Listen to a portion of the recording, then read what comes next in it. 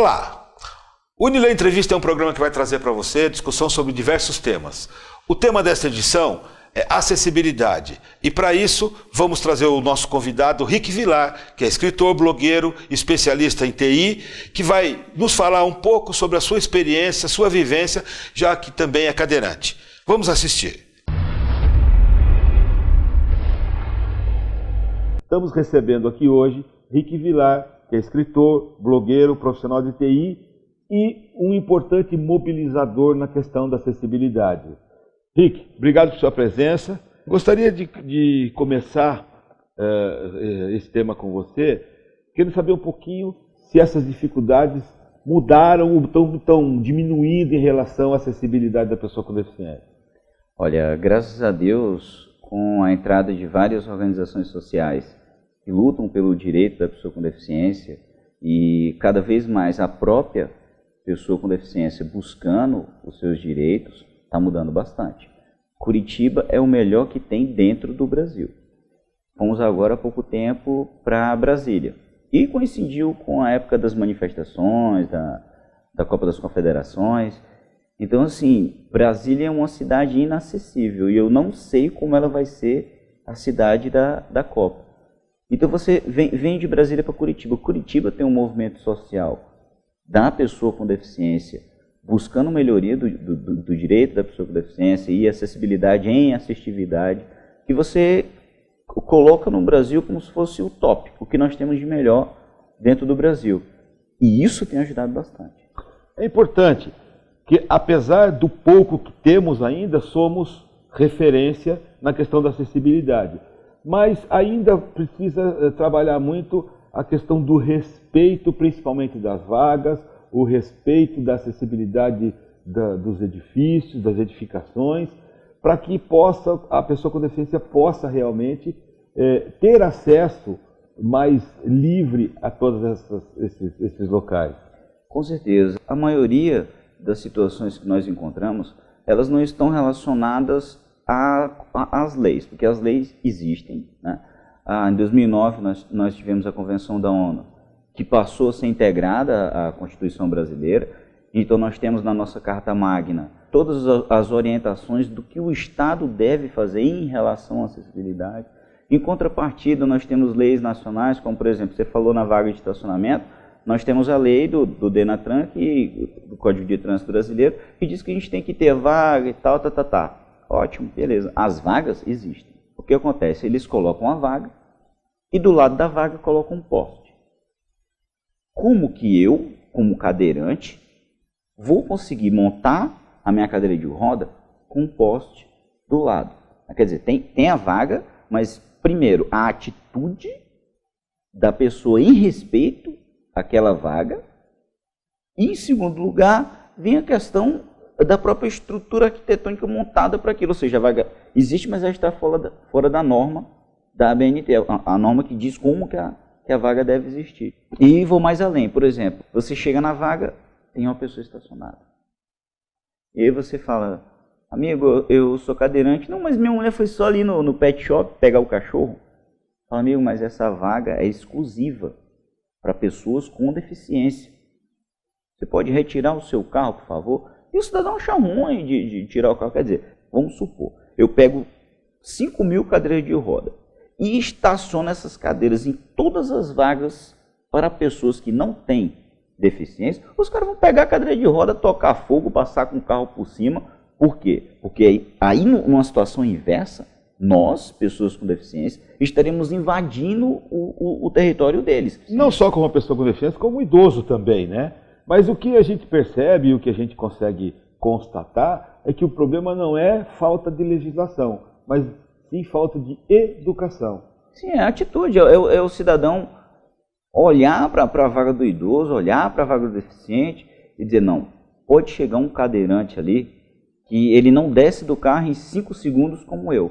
O cadeirante não, o cadeirante tem todo o procedimento de desmontar a cadeira, colocar, abrir a porta, descer. Eu consigo, num estado bom, a gente consegue fazer em 10 minutos, 5 minutos.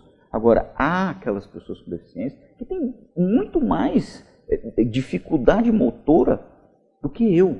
Então, essas pessoas elas vão levar mais tempo para descer do carro. Por isso que tem aquela guia, né, na vaga de cadeirante. Ah, mas a vaga de deficiente ela é espaçosa, ela é uma vaga pintada, bonita, tem aquela guia do lado. Porque tem que ter o espaço da cadeira, tem que ter o espaço para poder se movimentar. Mas uma outra questão que chama atenção é que, segundo o IBGE, nós temos 24 milhões de pessoas com deficiência, 11 milhões dessas pessoas em atividade produtiva.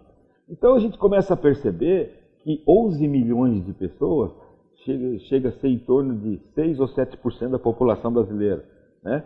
Que é um número considerável economicamente, se nós entendermos que essas pessoas que estão sendo incluídas no mercado de trabalho têm renda, e se ela tem renda, ela consome. E ela, para consumir, precisa ter acesso. Se ela não tiver o acesso ao supermercado, à loja, ela acaba não sendo aquele cliente potencial ou aquele cliente que vai consumir naquele mercado. Uma outra questão que me chama a atenção, você estava falando do seu carro, eu queria que você contasse alguma experiência ou a situação na questão do estacionamento, né? Porque não é só a vaga na rua. Muitas vezes a pessoa, como qualquer outra, não gosta de parar na rua, ele prefere parar no estacionamento. E aí você tem a questão do manobrista, que muitas vezes pode não estar preparado para isso. Com certeza. Você chega no estacionamento onde existe um manobrista, você para o carro e o manobrista simplesmente olha para o carro e fala: esse carro é adaptado? Eu falo: é. Então eu não vou poder estacionar teu carro, porque eu não sei mexer com carro adaptado. Além de, dentro desse tipo de estacionamento, não ter a vaga reservada. Por quê? Porque eles falam: não, nós temos o valet, o manobrista. Dentro do nosso estacionamento, como o senhor está pagando, nós estacionamos o seu carro. Mas o valet também não sabe dirigir. O carro adaptado. E aí? Dá na mesma. Mais uma vez, não é questão de lei, é questão de educação e questão de entendimento do que é a deficiência. Sim, treinamento. Poxa, por exemplo, dentro desse percentual que você falou, nós temos na região metropolitana de Curitiba, em média, isso é dado do IBGE também, 300 mil pessoas com deficiência. Gente, não é uma e nem duas pessoas. Então 300 mil é um público enorme, é um público gigantesco. Em torno de 10% da população, aliás, um pouco mais, quase 15%. Cada estacionamento desse era para ter pelo menos um manobrista treinado que conhecesse o carro adaptado e estacionasse o carro. A gente percebe que a questão da acessibilidade vai muito além, né? Não é só da questão da vaga, não é a questão da rampa, mas é a questão de ter o banheiro adaptado, de ter as portas alargadas, de ter muitas vezes o balcão da loja rebaixado para que o anão possa também ser atendido numa condição melhor. Não é nem a questão do anão também. Poxa, eu me coloco na situação do anão, porque eu tenho 1,80 m, sou um cara alto, mas nessa cadeira de roda eu não tenho 1,80 m. Então você vai chegar no balcão, que o balcão realmente é muito alto para que você consiga falar, e às vezes tem que virar e o atendente está lá em cima para você entregar, falar alguma coisa. Então, na verdade, o desenho universal hoje existe justamente para isso, para quebrar esse tipo de barreira. Para o resto tem a legislação, é só aplicar e pronto. E parece que a questão econômica ainda não chamou atenção, né? Em se tratando de 11 milhões de pessoas em idade produtiva, em 300 mil pessoas dentro da região metropolitana de Curitiba, que podem estar trabalhando com renda e aptos a consumir. Só que se você não estiver preparado para recebê-lo... Mesmo que não esteja trabalhando, vamos supor, o cidadão recebe o BPC, que hoje é o salário mínimo, corresponde a R$ 678 por mês. Que é uma renda. Então, ele pode não estar trabalhando, pode não estar efetivo no mercado de trabalho, mas ele tem renda. Ou seja, nós temos renda, nós temos dinheiro para gastar. Hoje nós viemos para dar essa entrevista. Eu procurei vaga de estacionamento para pessoa com deficiência. No estacionamento público, 2 quadras quadradas ao redor, não encontrei. Aí fui para 3 quadras ao redor de onde nós estamos agora e todas as vagas estavam ocupadas. Significa que todos aqueles deficientes têm um carro. Porque se o carro está estacionado, eles têm uma credencial, eles são deficientes, eles andam naquele carro. Então eles estão pagando ao estacionamento público, porque o estacionamento público Ele é pago. Não encontrei a vaga.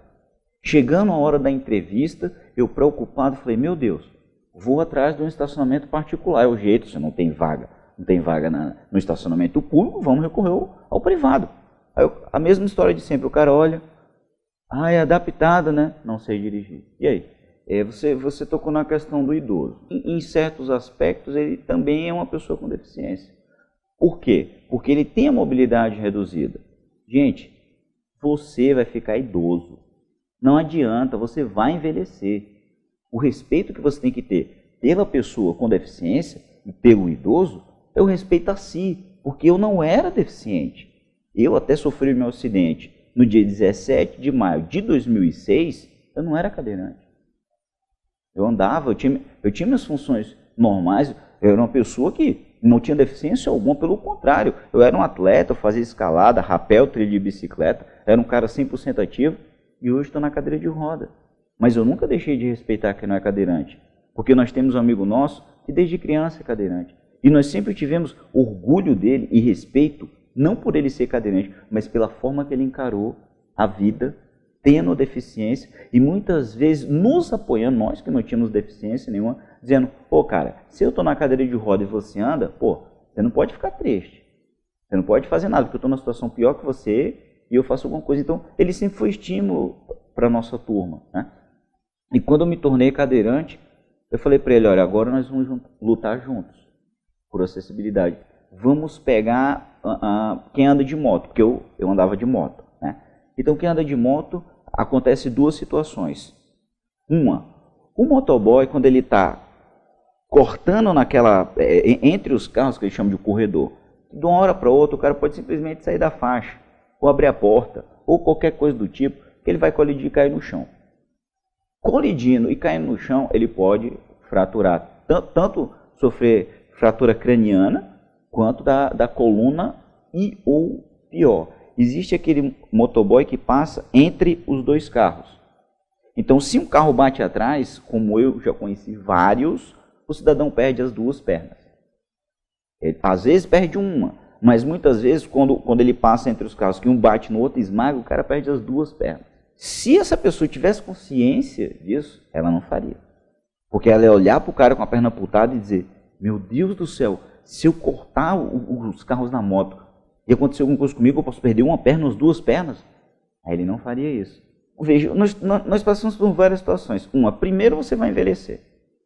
Não adianta. A idade, não existe fonte da juventude. Se não morrer antes, vai envelhecer, né? Se você não morrer num acidente de trânsito, você vai envelhecer. Mas, enfim, todo tipo de coisa que todo dia fazem pessoas com deficiência. Não só acidente de moto foi só um exemplo, mas é moto, carro, pedestre, bala perdida, tiro, briga. Então, os deficientes, eles são feitos a cada dia. Então, você, um dia, pode se tornar uma pessoa com deficiência. Será que você tem essa consciência? Não só porque um dia eu posso me tornar uma pessoa com deficiência, mas é a questão do próprio respeito, em si, da atitude. A questão da cidadania, né?